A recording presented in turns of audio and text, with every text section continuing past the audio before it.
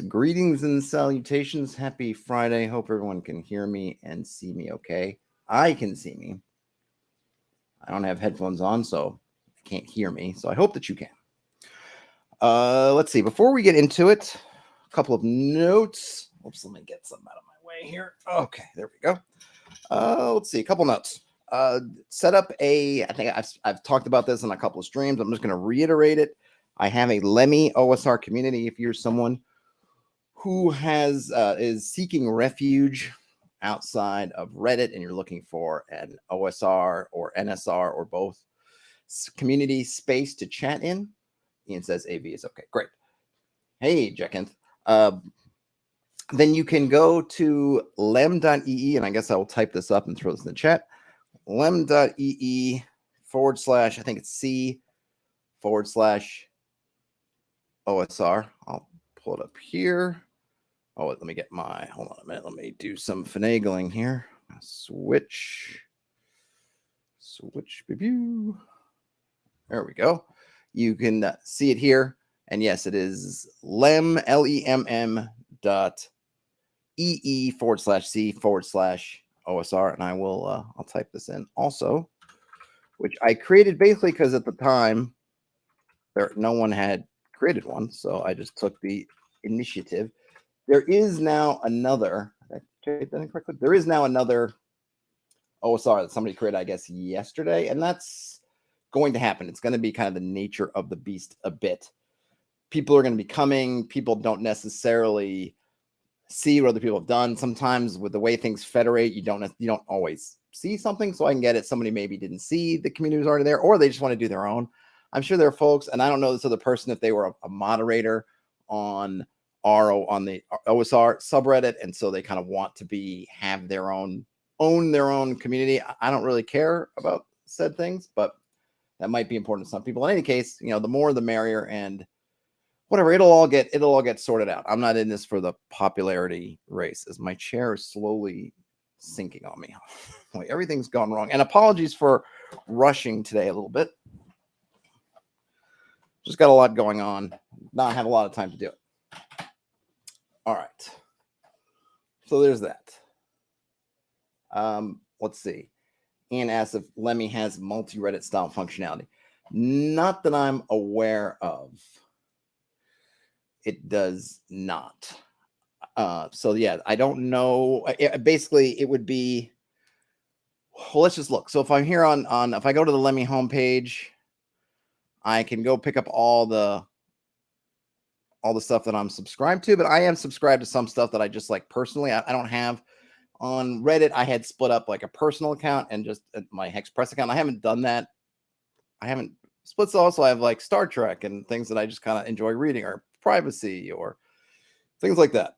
I suppose eventually I could maybe get a selection and have that onto the Hexed Press, and then just have another account that's just me that I maybe sub to other things on. But I don't know, at least in the basic web app, I don't even know if there's an easy way to switch between identities. That was one thing that, Reddit did have some, I think I mentioned it before, convenience features. And one was in the app, just switching between and I'm sure the third-party apps had this too, switching between identities really super simple.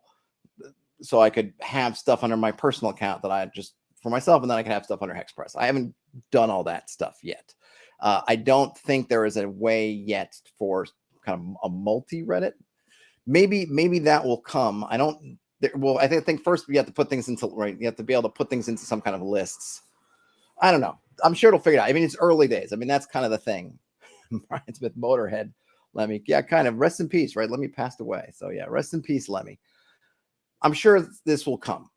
And I'm sure that as folks are moving over from Reddit, some of which are more programmatically minded devs and things, I'm sure they'll get to work, and we'll probably see forks and things that will, I'm sure, get closer to some of the stuff that we appreciate from Reddit. But until then, we just got to muddle through somehow, which we can. The other thing I will mention is that I played in, and I mentioned this in a few places yesterday. I think on Facebook, YouTube, I made a post and a couple of things. So when I met up with Daniel in person at the last ShireCon, he invited me to play in his home game. And at the time, I kind of demurred. My schedule's kind of tough, and I felt like I had a lot going on. But recently, I found out that because one of my players, his family's having a new child's incoming, that basically my home game is going to be going on hiatus pretty much any day now. I could get the ping at any day saying the baby's here, and so we're out for essentially the summer.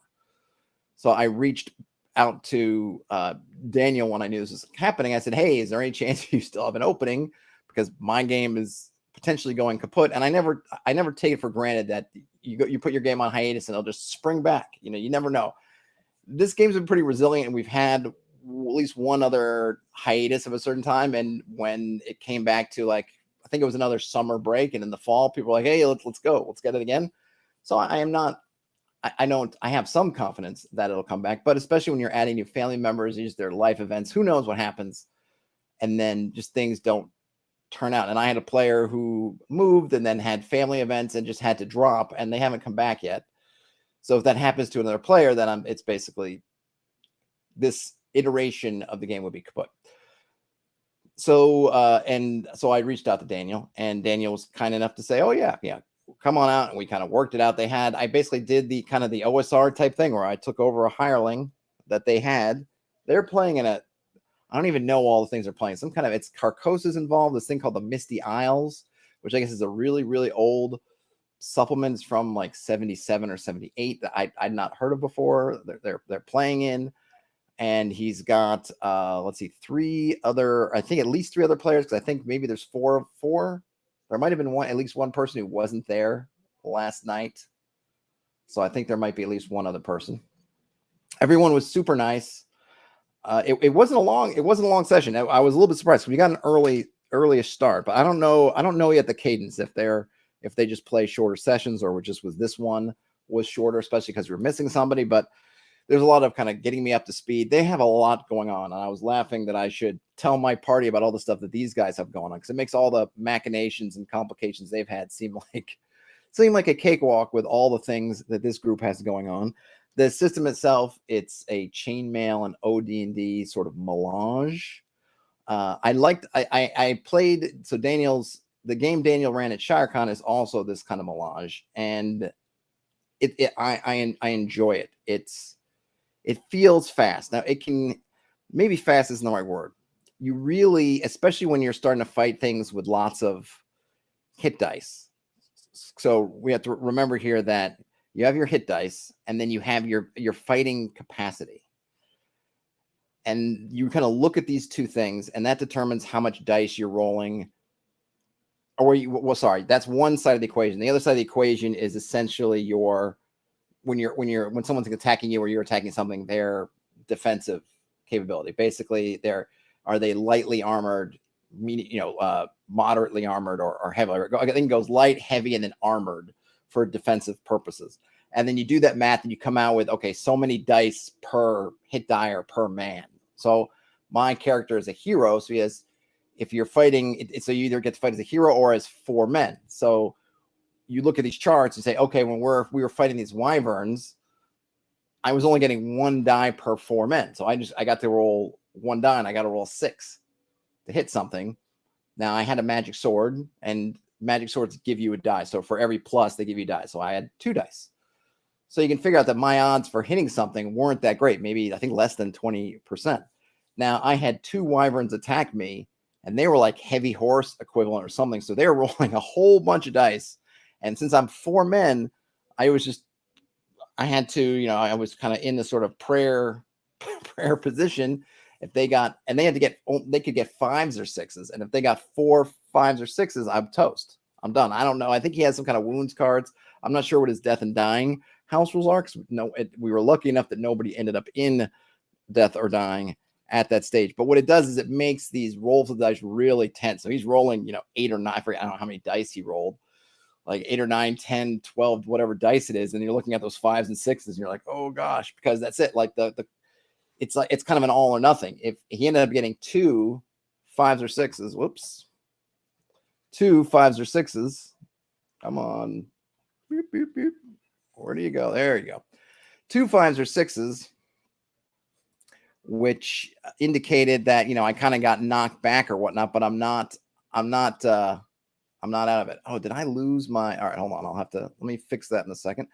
I was sort of kind of knocked back, but really it's basically you're unharmed. You're just banged up. So it's kind of a cool all or nothing sort of thing. Either you just get kind of knocked on your keister and knocked out, or you're fine. Now you might where it might hold on a second. Let me switch. Hold on a minute. Let me switch. Let's see. Turn this off. Let me just switch to myself while I'm figuring out what's going on here. Where you might lose a little something is there's you don't have flanking and things like that, or at least, or I'm not sure how you would do that, because at least in the thing we were playing with the wyverns, well, they're flying down, so maybe it wasn't a great example, but you don't have a lot of that positioning. Now he has minis, and I picked out a mini, so maybe there are other situations where our positioning will be important. In this case, it was just kind of like there's just like a grand melee, and you're just sort of in it or you're not in it. But it was a lot of fun. A good mix of a little bit of hex crawling with some wandering creatures, which turned into the some 6 basilisks that we avoided, and then the 4 wyverns, which we could not avoid. But then one character had a kind of a magic throwing hammer axe, and just knocked one of the wyverns out of the air, and it was cool. So it's the one thing that's neat is you hit that 6, and it's like you hit that number of 6s you just need to get them. It's not really a whittling down thing. The bad thing is if you have a lot of hit dice, like if you have 8 hit dice, let's say like a dragon or something like that nature, you got to get 8 hits in that round, right? It's like you're pulling everything in the round, but once that round you go to the next round, it's like you got to start over. So it's definitely a different.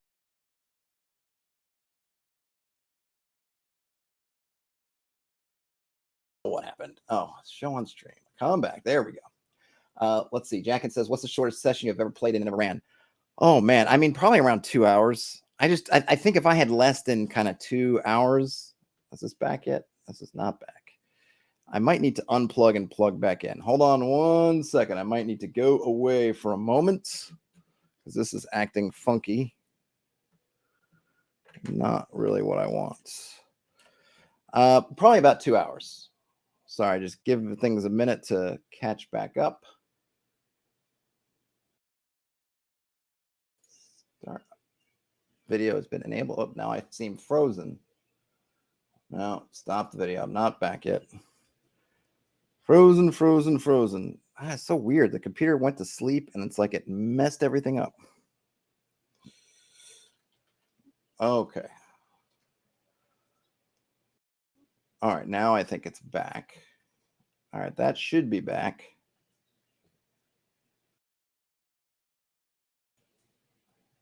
Black magic. 1, 2. Why do you not want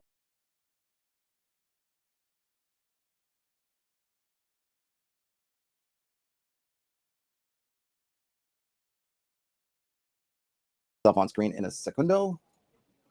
And then I'm back.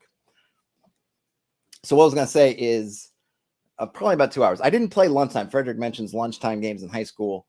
I don't remember doing it. I probably did. I guess that's probably not true. I remember making character sheets and doing stuff at school. I guess I just don't remember if it was lunchtime or if we had some kind of activity. So probably as a kids, yeah, we probably just did an hour. I think Frederick X, how did we get so much done back then? I think it's because we weren't paying too much attention to a lot of the details. I think the details and a lot of stuff weren't as important as just kind of getting stuff done, just having fun, right? So we let a lot of stuff by the wayside. I think as an adult or as a college person, we always had really long sessions, right? It's 4, 6, 8 hours. Now my home game's around 2.5 to 3 hours, depending, or I would say 2 to 3 hours, depending. And then I guess Daniel's game maybe about the same, maybe a bit longer. Again, I don't know enough about the cadence. I will find out over time on the cadence thing. But it was a fun game. Everyone was really nice. They're running kind of mid to higher level characters, which is cool. So I think I'm on the low end, and I'm a hero, so I'm a 4th level fighter. And there's I think a 6th or 7th level magic user, or maybe, no, sorry, 6th or 7th level elf, a magic user who might be 5th or 6th level, or I think 6th level. They just turned 6th level. And there's a dwarf who I think is max. Excuse me. She's maxed out her dwarf level. And there's someone else who I don't know. I don't know what character she's playing. Might be I don't think she's a cleric. I don't remember. But it was fun. And there's a lot going on. It's a really kind of interesting world. And this supplement, this Misty Isles, is pretty fun. It's like each class has its own isle. So we were on the Isle of, so when we started off, we were on the Isle of, well, actually we didn't travel islands. We were on the Island of Wizards. And there's another island nearby, that's Island of Priests. And the party had kind of made some enemies on the Island of Priests. And there's a lot going on, but it was fun. It was a good time. Let's get into some stuff. So I went through some things that I actually meant to go through last week that I didn't get into, or ran out of time. And I figured we could start there. And then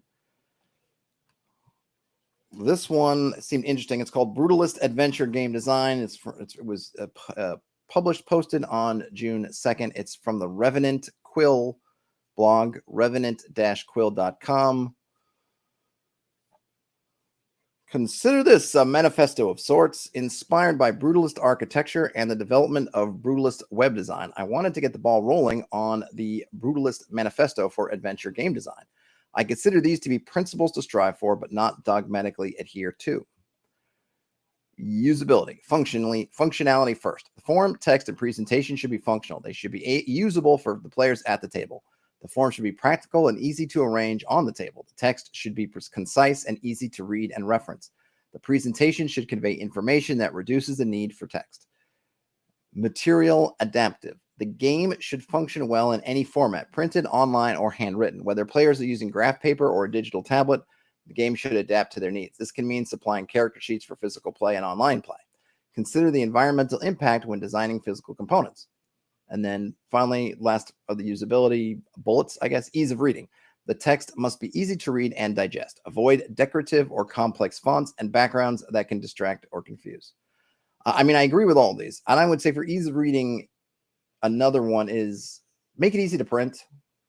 A lot of folks, we're printing stuff at home potentially. And, when I see stuff with all kinds of crazy backgrounds, even if I can read the text easily enough, I just cringe when I think, boy, if I wanted to print out this page at home, if I had to try to convert to black and white, it might not turn out very well. And then if I print this in color, then depending what other things are going on, maybe I would want to, then it's just like, there's my entire ink cartridge is going to be expended on one page of the book. Brian Smith says, ease of reading equals don't mork your board. I think they actually got better with it. I know I had a couple of issues with the Morkborg Prime, the core book, in terms of they had this one Gothic font that just gave me a little bit of fits and things were a little bit confusing, but I feel like that they kind of reined it in and toned it down just a smidge, or just tweaked things a little bit. Because I think when we looked at whatever one of their supplementary books was, they kind of nailed it. What I thought was a really good balance of having kind of cool, fun layout, whereas I could still kind of read it. Whereas I felt like in Morkborg, especially that first time I opened it up, I was thinking like, oh my God, what the heck? What am I supposed to do with this thing? Hey, Derp. Let's see. You just getting here. I just started it. This is called Brutalist Adventure Game Design. It's a manifesto. Frederick Gork says the print is easy to read in Black Sword Hack. That's great.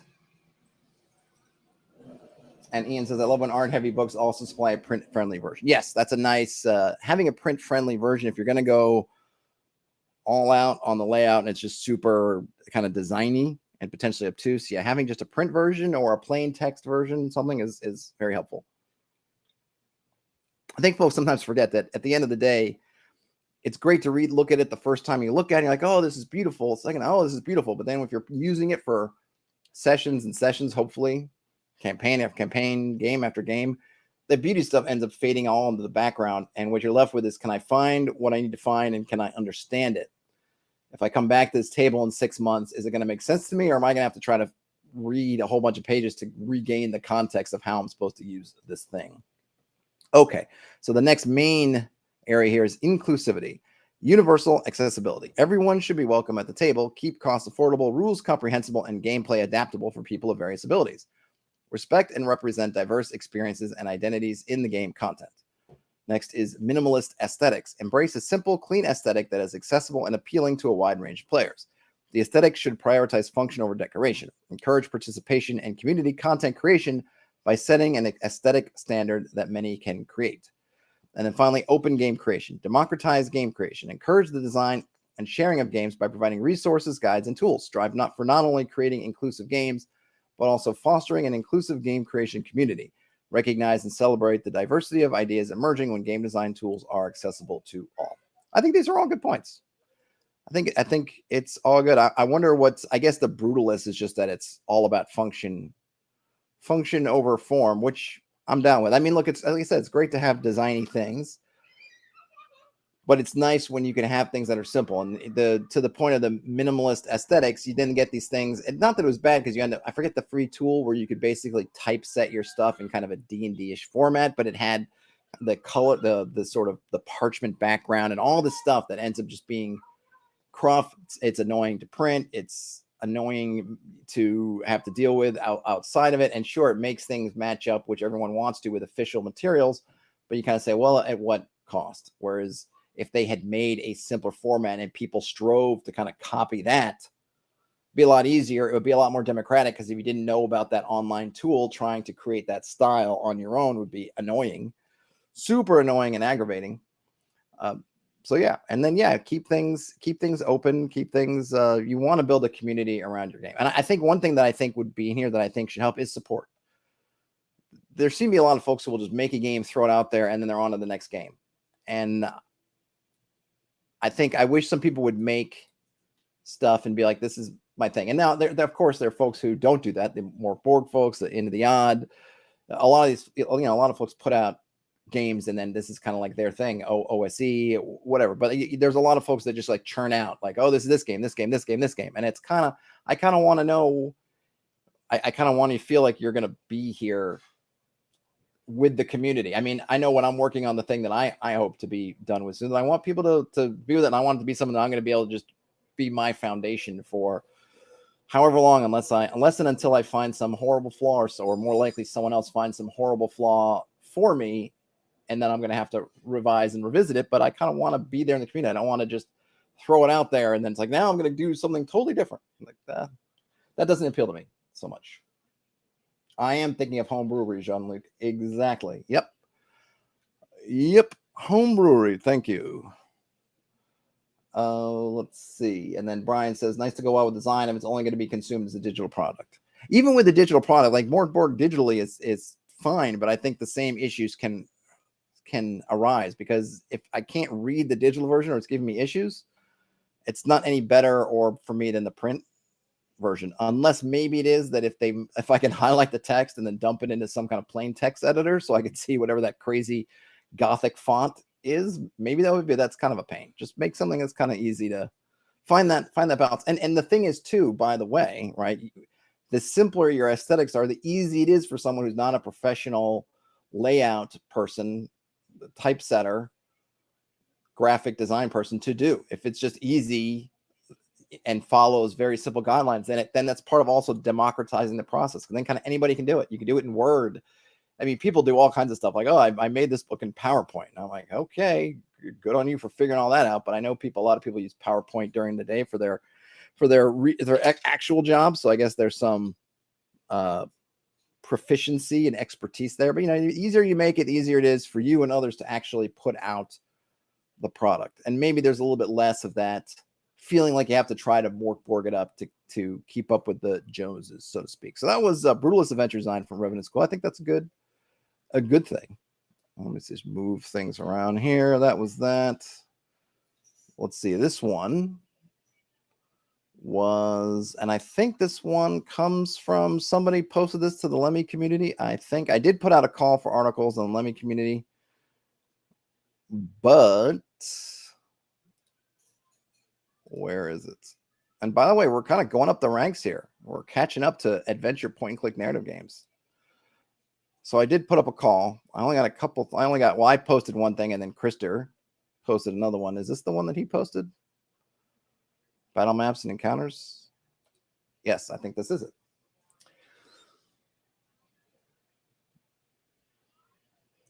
Let's see. There's one thing that CR does right is make the text clear and readable. You're talking about CRs in Critical Role with Candela Obscura? Or you're talking about something else? But either way, I thought Candela Obscura was the playtest doc, whatever, was easy to read. Okay, we're on to prep on battle maps and encounters from Transient Thoughts on Role-Playing Games blog. That is blog.apoth.org. This was from June 13th of this year. Well, this is going to be a long one, so buckle in and let me take a sip of, what is this, blood orange tangerine spindrift for the working man. All right, abstract. We've all been there at one point or another while preparing a game. Your plot is in the middle of some major changes and twists. The players have taken matters into their own hands, and next session verges on a big confrontation. But wait, you need a battle map. Cities and villages, allies and villains, complications, plots and plans, items of the MacGuffin variety, and so on and so forth. Many of these things will come naturally to a GM. In our minds, the living, breathing world, no matter its scope, some a mere microcosm of fantasy, fun situations and cool ideas, others a universe with its history penned from its first gasp. But what about when all of the above intersect? For the longest time, humanity as a whole has fawned over epic battles, stories, and their narratives trending towards the romanticization of conflict and war, not necessarily due to a love of violence, or more often the grandeur of fighting for one's ideals. But all of these share one thing in common. Would Lord of the Rings perhaps be so epic were its final confrontation not at the summit of its famed Mount Doom?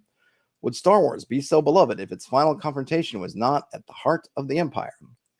At the core of these legacy-defining clashes are several factors: the people involved, the time it occurs, the circumstances behind it, the narrative lead-up, but perhaps one that is often overlooked is where the conflict happens, a place, an environment.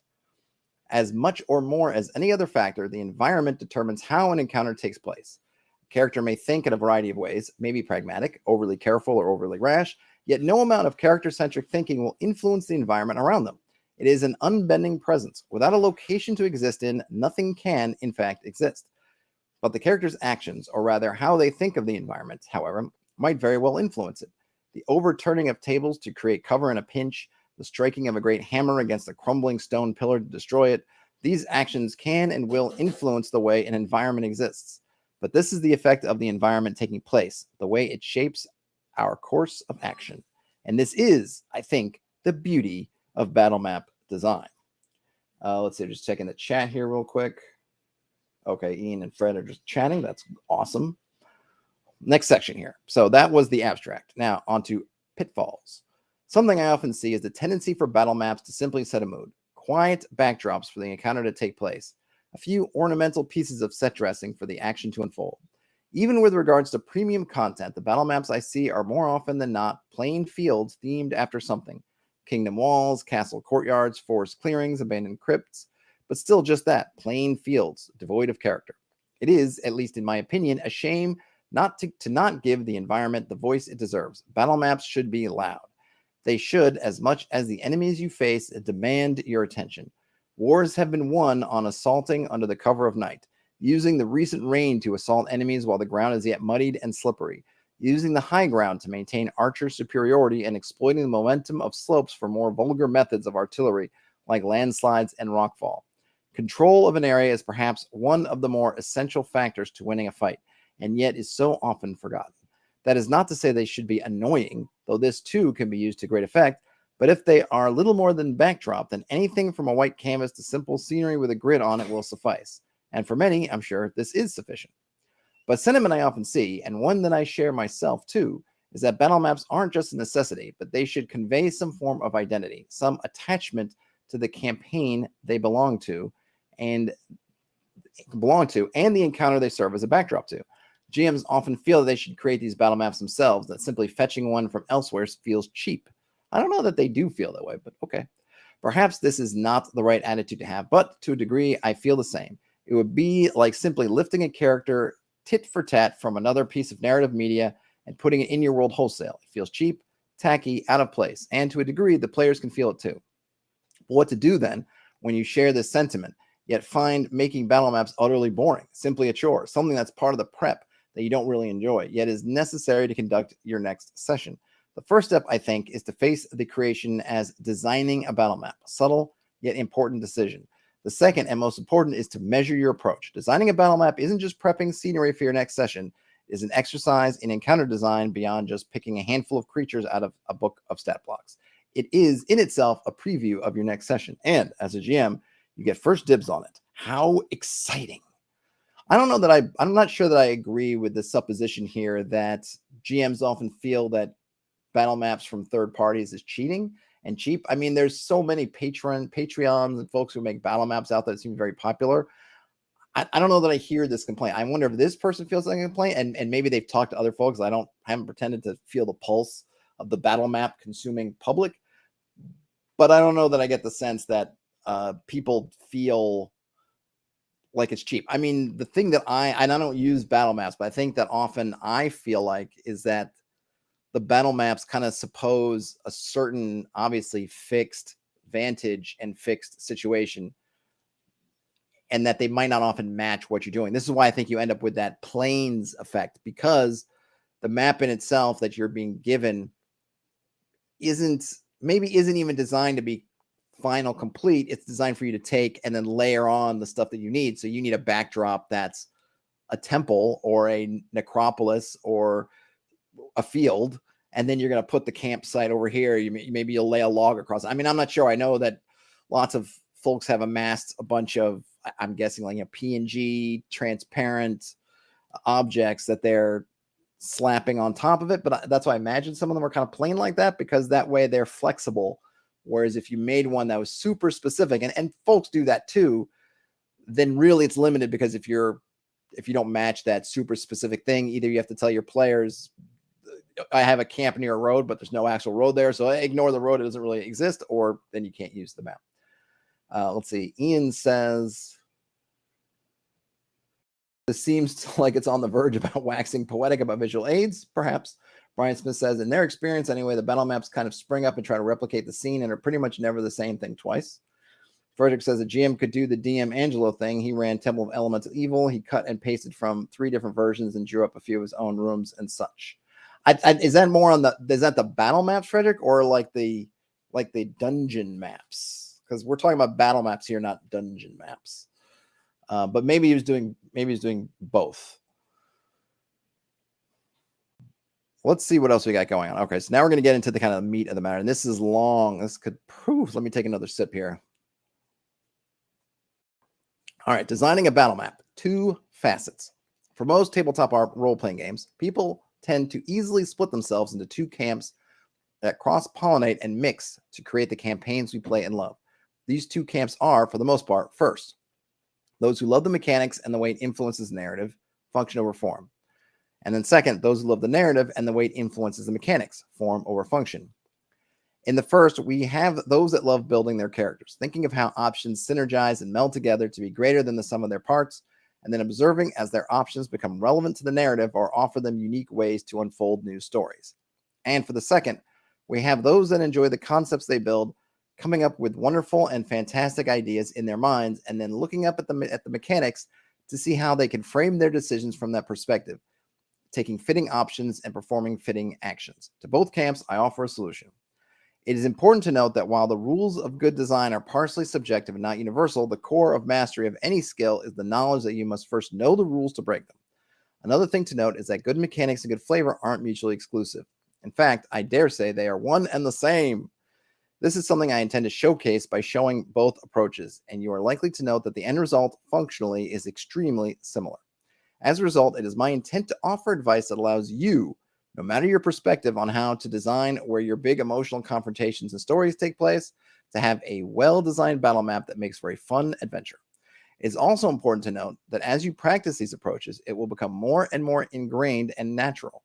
Soon you won't even have to think of doing it actively, and you're likely to be able to handcraft intricate and fun battle maps in the span of half an hour or so. But for the sake of accessibility and explanation, I'll be sure to be thorough with my examples. As you put these maps into play and see how encounters unfold in them, You may come to agree or disagree with my advice, and that's okay. What matters is that you have found something that works for you, and sometimes the best way to do that is to find what doesn't. Additionally, independently of your inclination, it is a good idea to read both methods in full, as they hold valuable information that can prop the other up.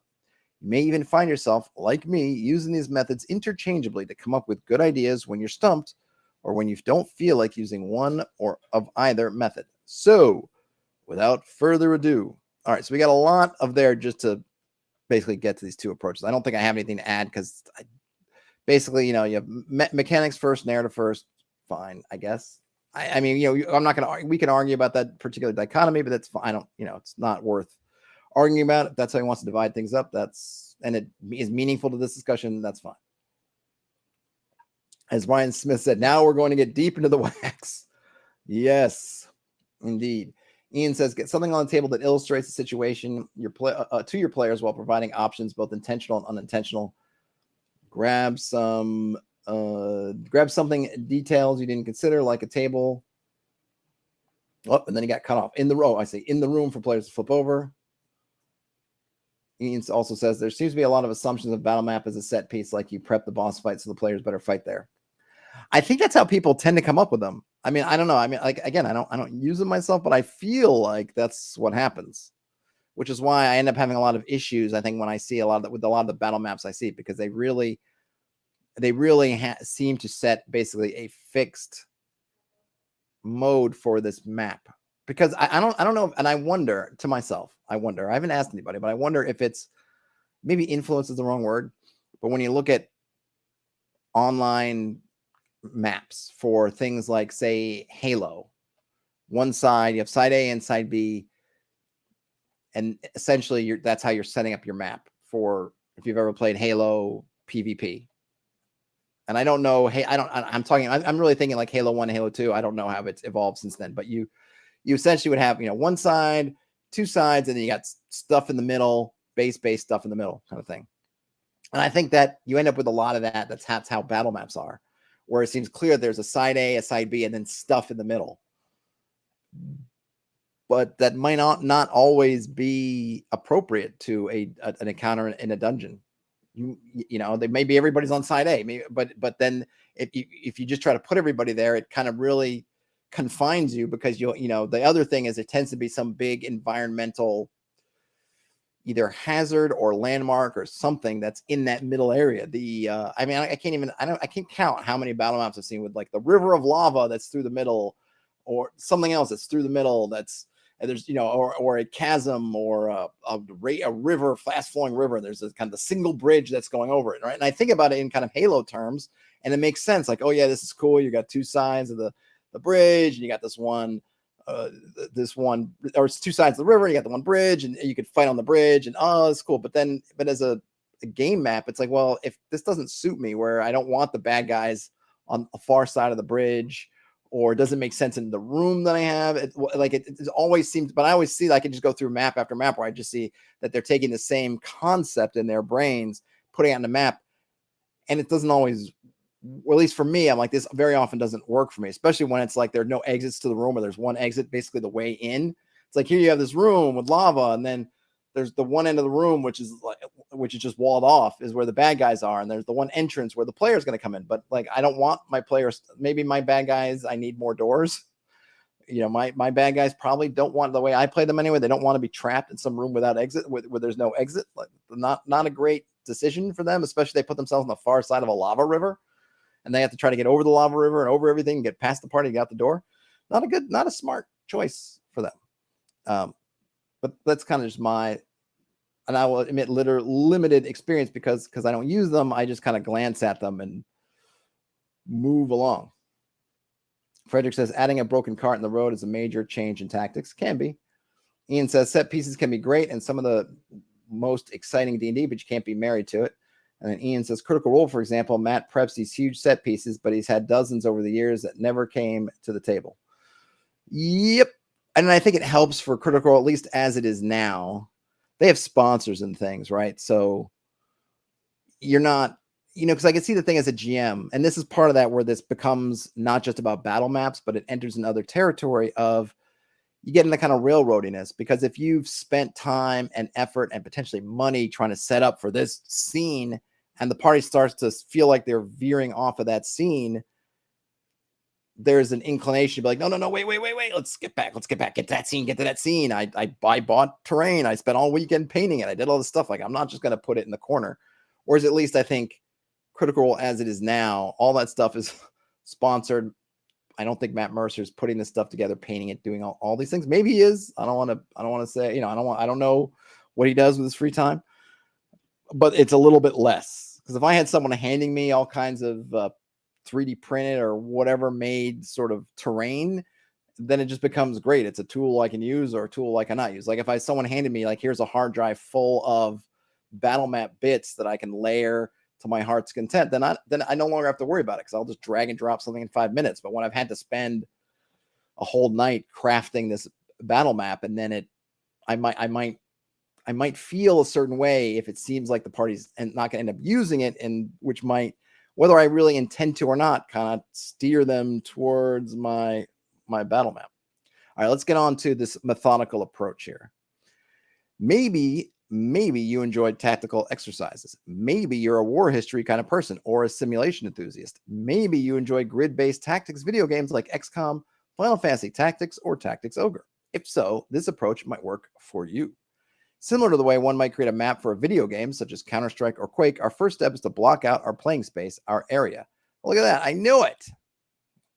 I don't know if it's good or bad, but I called it. What this area actually isn't as important right now as defining how the encounter will take place. Every single choice we make here will define the flow of the fight and how our players tackle their decision-making. And our intent, of course, is to make that decision-making as interesting as possible. We'll begin by simply cutting off areas from our blank canvas using simple shapes. I have a sneeze coming on here. Excuse me. Okay. We'll begin by simply cutting off areas from our blank canvas using simple shapes. What these shapes represent, we define later. For now, we're determining where and how the encounter is rather than what. How do you ask? The golden rule.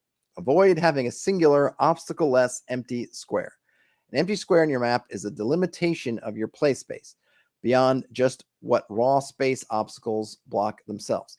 Players tend to take the path of least resistance, and in terms of an environment, this means that most parties will gravitate to areas that have less obstacles to block movement, to block attacks, movement, and general line of sight. Some systems avoid this naturally, others encourage it. Systems with attacks of opportunity, adjacent actions, tend to be particularly egregious about this, especially if these are free and universal to all. Players then may like creating a mosh pit of tank and spank. Players will tend to favor areas they can attack and move freely in, and dislike being cornered, which means that if you have a particularly empty area, enemies and players will immediately hone in on it and never leave it. I don't know if this is true. This feels like overly simplified, but I don't know. I want to know more. Tell me more. Hey, Terrence. Terrence says, I know some GMs use methodology and they're all cowards. All right. Okay, so here we go. The players will tend to favor areas they can take and move easily in. Yes. They're going to hone in on an empty space and never leave it. So the solution is to have several smaller empty areas. How do you determine what affects the size of a battle map's effective playable area and what doesn't? Well, maybe that is easier to demonstrate with an example. Say hello to our little canvas. Hi, little canvas. How thoroughly empty. Let's add some spice to it, absentmindedly. If this were a forest, think of it as dropping a tree at random. In this case, since it's an interior, let's use a wooden pillar. And there's our little wooden pillar. And wouldn't you know it, we've screwed up already. We've created a really tiny mosh pit. But it looks so spacious and innocent. Yes, it does, but it's not. Let's take a closer look, shall we? First, we'll begin by naturally breaking our playable area into squares. So here they've broken up this empty battle map, empty space, empty room, let's say, into 3 areas, and the areas are all essentially find their termination where they meet the pillar. So the first area is the massive space, but it stops where you hit the pillar. Then we have the second space is from the using the pillar and then to the bounds. Third space doing the same. The fourth space is a little piece that's just between the pillar and the wall. So now we have 4, in a sense, distinct areas. Immediately, in these 4 squares, we can discard number 4 as playable space. It's small, it has next to no line of sight to anything, and it can be flanked from either side, leaving you both exposed and cornered. No one in their right mind would go there. See, this is not true. I hate to tell you this, pal, but that's not true at all, because if you have an enemy who's in area 1 and you're coming in from this area here, you're coming in from area 2 or 3, and you can get folks. Imagine there's a large creature, a large critter. I'll call it a manticore, something in here. This is actually a cave, and it's a manticore lair. If you're able to bottle up the creature in here, maybe got your fighter comes in, or 2 fighters, maybe a fighter and a cleric. Boom, they're able to lock this creature down in here somewhat. Why wouldn't you, especially if it's a manticore who could potentially spray some spikes at you? If you're a little halfling thief or just a thief or some kind of roguey type, totally take cover behind that. Take the 3/4, whatever cover, depending on where that manticore is, behind the pillar and go to work. I would very much go to this space. Now, yes, if there are multiple enemies and they come down, they could pincer you and trap you in there. This is of course, it's true.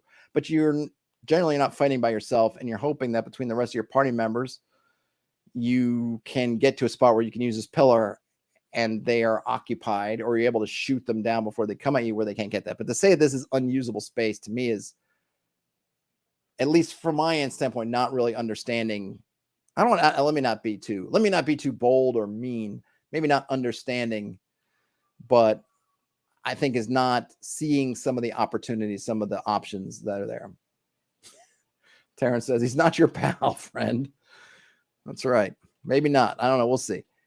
Immediately, okay, yeah, so we got this discarding. Yeah, I wouldn't discard that space at all, but we'll keep going what he's saying. Discarding that, let's analyze the line of sight between the 3 remaining 3 squares of playable area. So now they're doing this line of sight. 1, 2, 3. 2 and 3, I guess, don't have line of sight, though they kind of do. But I guess you're looking at it that he's doing this kind of shading for the line of sight. So area 2 has line of sight to maybe, and I wouldn't say maybe a half, maybe a little bit less than half of area 1. Area 2 has no line of sight to area 3, though that's not totally true. But I guess the way they're doing a line of sight here, it's like if any square doesn't have line of sight to that, then not, because obviously if you're in part of area 2, you can look through the excised area and see area 3, but we could take a thing about, okay, so if you're in area 2, you can only see into part of area 1. If you're in area 3, you've got area 1, most of area 1, but not area 2. Immediately, we could take a few notes from this. Area 2 is very strong. Even taking a few steps back from the pillar, they have well over half the map obscured, but all it takes is a single step out of the pillar to pillar's covered to peek and take a shot. They control the whole battle map while being easily covered from most of it. Okay, area 2. So that you mean they pop out here and then pop back? I mean, that is kind of ignoring this bit, but I'm not sure. Okay, so then conversely, area 3, even up against the pillar, barely has cover from anything, while the people on the far end will take ages to be able to see area 2. So I guess if you're here, I guess that's what it's saying. So what about area 1? Because area 1, you're kind of exposed from everybody. Area 1, however, despite having no cover, does have line of sight on everything. So what does that mean? Well, there's no incentive to go to area 3. If there's no incentive to go to area 3, then area 2 only really has cover from area 1, since cover from area 3 is pointless as no one goes there. If you're going to be in area 1, then you might as well be on the left side of it, which has visibility to area 2, so they don't have cover from you while taking cheap shots. If people are in area 1's left side, then there's no point in taking cover in area 2 anymore. What we're left with is a negative space of the existing over-centralizing cover, which means our playable area in the battle map actually looks like this. Uh-oh, that's a mosh pit. Where did all the space go? Now I think taking away some of the mucking around with the thing, basically saying that, like, if you're in area 3, if you have a choice, there's not much advantage to being there. But, you know, it's complicated because I think the thing is that I guess it's assuming that there are people in every area. Because if you, you know, but I can appreciate the point, I guess, which you can look at which of these areas is the strongest ones, which one people are going to gravitate to. There's not really a reason to be in area 3. Maybe you have some cover a little bit from area 2. You do, but then area 1, you're kind of exposed. Area 1, you're exposed, but at least you kind of have the whole lay of the land. Area 3 is basically almost as well exposed, but doesn't. So then you wouldn't go there. So it's less valuable than being up here. And then area 2 is the most valuable, but not if you're kind of on the left end. But I almost wonder if then they should really cut these up in smaller areas. Might make it a little bit better. In any case, let's keep going. Let's see. That's a mosh pit. Where did all that space go? The alternative is that people do take cover behind the pillar in area 2 or 4 anyway to take cheap shots at area 1, which is what I was saying. And all the people in area 1 swarm the pillar, creating an even smaller mosh pit. Yeah, but that's only true if I think he's making this assumption that if you, as soon as someone gets behind that pillar, like the whole enemy team goes swarming, and maybe they would like to, but that's why hopefully you're not by yourself, so that you make it so that they can't. If you were to say place a pillar symmetrically opposite, then area 3 would be of equal value to area 2. And none of these events would cascade. Area 1 wouldn't have cover from anything, but would have an advantage in having line of sight to everything. Look at all that space. So what's the major takeaway from all this? Line of sight breaking objects to limit your space. Squares with obstacle-less line of sight are over-centralizing. Adding an obstacle, no matter how small, can make a space much smaller than you think. Adding more obstacles, no matter how small, can make space much bigger than you think by making other squares less over-centralizing. So presumably in this designation, the area between the two pillars is basically worthless. Because if we were going to keep this as area 4, you don't have cover from area 1. You do have cover from area 2 or 3, but maybe it's not that strong because area 2 or 3 has some cover everything, and of course area 1's got visibility to everything. Project says, I get the feeling someone plays with people who do not play miniatures.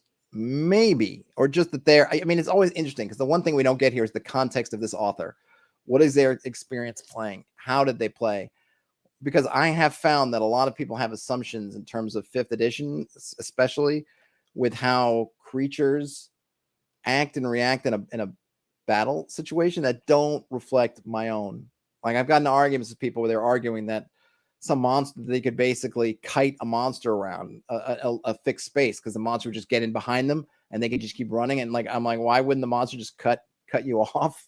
Like they're not stupid. Like it's not a blob that's just going to, maybe even a blob, I would say probably is smart. Like that's not how things work. That doesn't happen in life.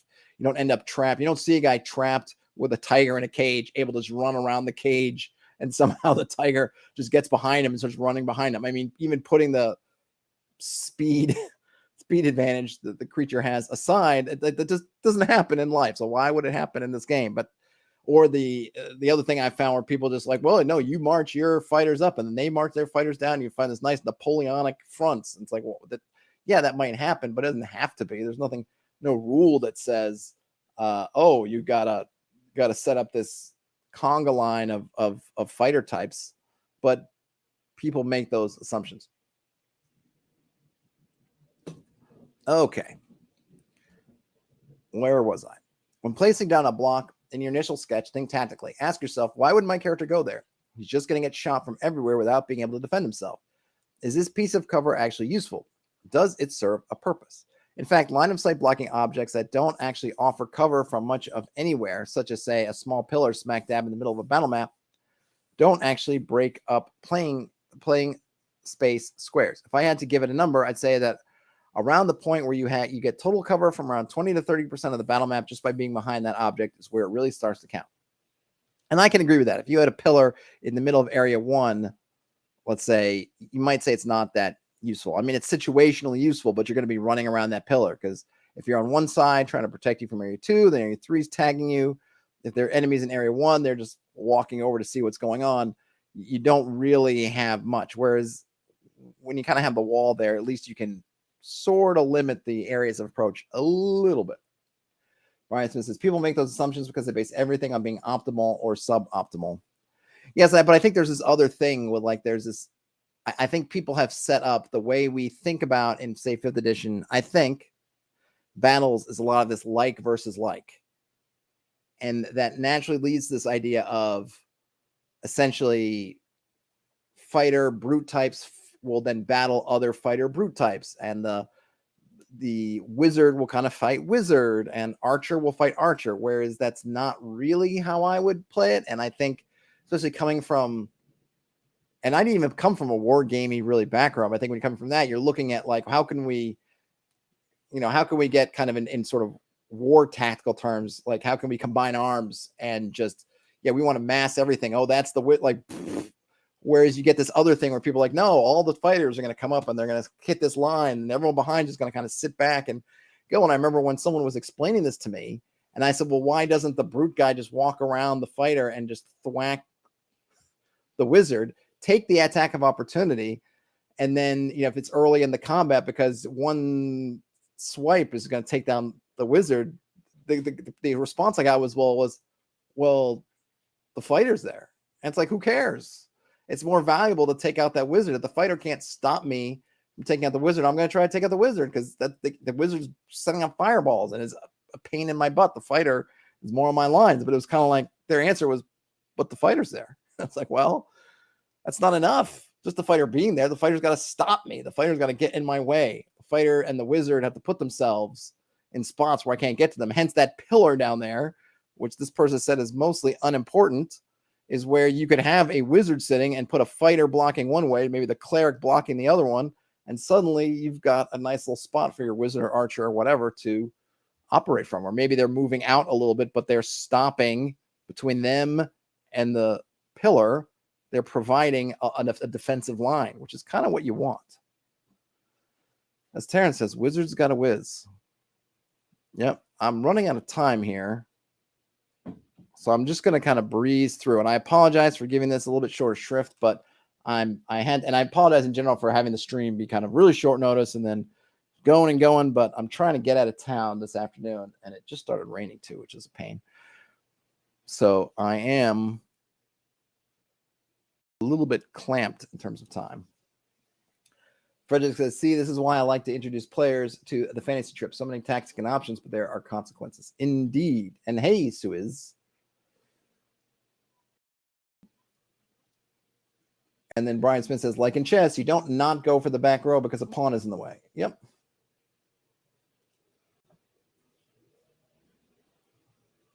Frederick mentions video game presumptions. Yeah, I think a little bit. I think 4th edition maybe didn't help with that a bit. I don't want to say it didn't help with it, but they categorized everything in sort of the type. And I think maybe, I don't know. Well, I don't want to blame 4th edition. I don't think it's a 4th edition thing. Maybe it exacerbated it only by making really obvious connections between monsters and character types. Oh, this is a brute. This is defender, kind of thing. But I just think I really feel like it's this way that we've started thinking about balance, is everything has to match the party, that you start to think of that in all things. Like, I'm matching the party. So I'm going to have you have a fighter. So I'm going to have a fighter opposite, and that fighter opposite is going to meet up with a fighter and they're going to tangle. And I'm not saying everybody does that, and I'm straw manning it. I get it. And I'm whatever, but I think it's come up enough times. At least I think some folks tend to go that way. And for some tables, it's fine. I'm not even hating on it necessarily, except that when I see it come out as kind of dogmatic statements, like this is how it is, not understanding that's maybe how you like to play. And it's fine if you want to adopt something that's maybe is a little bit gamey because you like it and because, hey, look, it's cool where your fighter comes out and challenges the opposing side's fightery type and they go at it and two wizards battle each other. Yeah, that's all cool. But it doesn't have, there's no law that says this is how it is, which is sometimes how I get it. So here we got a rough sketch. Green's cover, black is total cover. Wait, so green is a cover area. It's difficult terrain. Okay, cover area. It doesn't block line of sight, but it's difficult terrain. Black is total cover. Purple are higher elevations. And then red, which I guess this is the square here, is a hazard.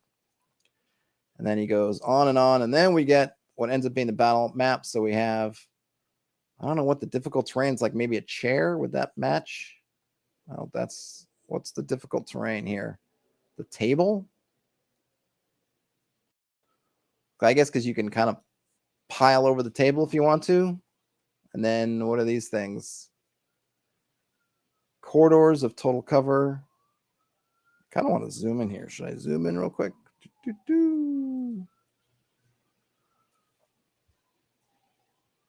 I mean, so I appreciate this. I think what's nice about this is it's good. So you got whatever this is over here is not the same as this over here. We've got a little asymmetry, a little coffee, a little tea coffee area. Have a little intimacy over this side that's not over here or over in these other corners. I guess these are bookshelves, it seems to me. So they provide total cover. You've got a little alleyway in between there.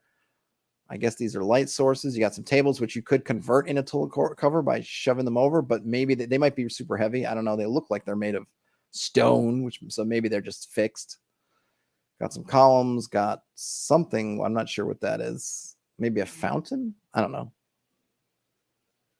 It's certainly big enough. I mean, that's a huge space. What do we think about this map real quick before we got to close it up?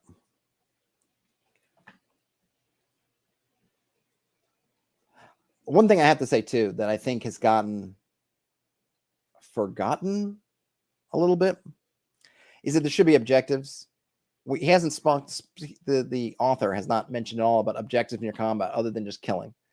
And that, I think, can turn a lot of this on your head because you can take one of these empty spaces. Let's just say, going back to his original example of that pillar, that this is a dead space. But what if you put behind this pillar is the lever that you have to pull to do something?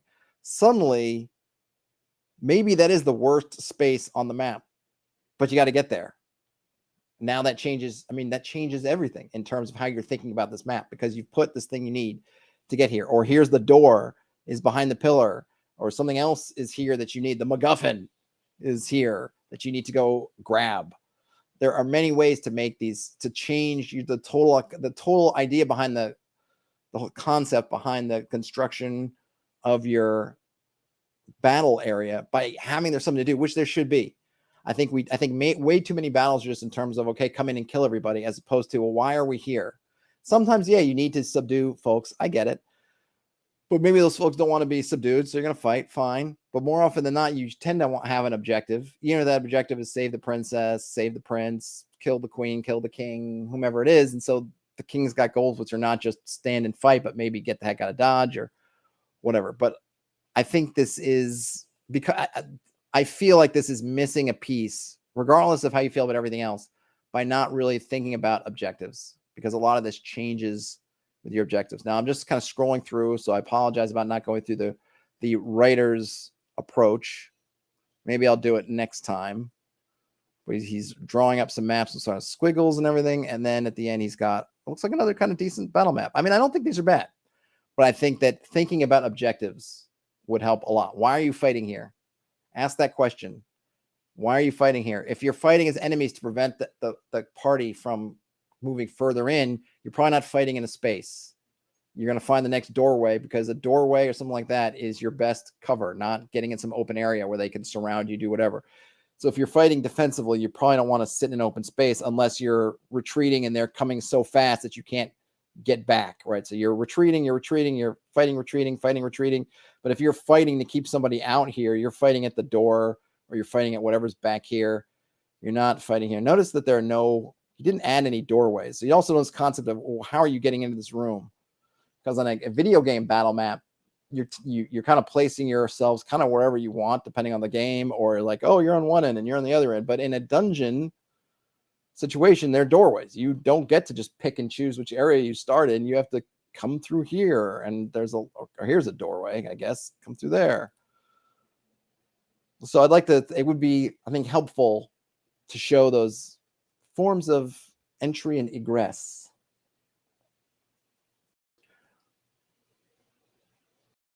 Objective is the key difference for me between a fun and non-fun encounter, says Suez. I agree.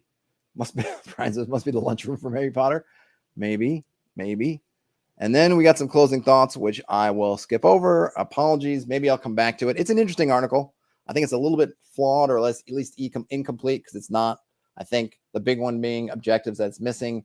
And I think it's not thinking about where to put your entrances and exits, which should be a consideration, because that also changes the dynamic a lot. If you're back in that, just to really briefly go back to that 1, 2, 3, let's go back up here, or maybe this one is better. It makes a big difference if you're entering from area 3, and yeah, area 2 sounds wonderful, but you got to truck all the way across the room, and enemies are here in area 1.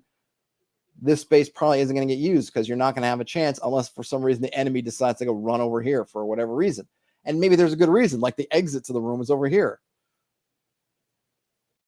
Entrances and exits and objectives are going to totally change how you are moving through this environment. It's not just plunk yourselves down and just pew, pew, pew, pew until you go. It's like, what are we doing? Where are we going from here? What is the enemy doing? So I think they're missing those things. I think makes this a little bit incomplete in my mind, but still it's good food for thought. And I might have to revisit this part 2 just to get the full flavor of it. Terrence says, an egress, how many XP is that worth? I kill it. You would be in good company, because that was one of the funny things. I don't know if you're aware of this, Terrence, but P.T. Barnum would put signs up at the carnival saying, like, come see the amazing egress. And of course, it just meant the exit, but it would get people moving. And then they'd end up outside the tent. So you would have gone outside the tent to kill the egress for XP and just found yourself on the outside looking in. Maybe big bad evil folks should do that in their lairs. Put some big signs saying, go to the egress for max XP, and then it just leads to a teleporter that drops them out of the lair. All right, folks. Well, I got to run. Sorry that everything's a little bit short, fast, and perfunctory, but that's how I got to do sometimes. Thanks everybody for hanging out. Please send me your articles. Either you don't have to have written them, but if you did, I'd love to see that. And of course, if you just find them and they're useful, I've got my forums. I've got my Lemmy OSR community, or you can find me on Mastodon, Twitter, Facebook. I'm all over the place. I'm pretty much everywhere you want to be. I'm there looking back at you. So send it my way. If you give a thumbs up on your way out, that'll be awesome. If you found yourself in here and not subscribed to the channel and you feel like subscribing, that would also be awesome. Otherwise, have a great rest of your day, night, weekend, whenever you end up watching or listening to this. Game on, everybody. And I will talk to you later. Bye now.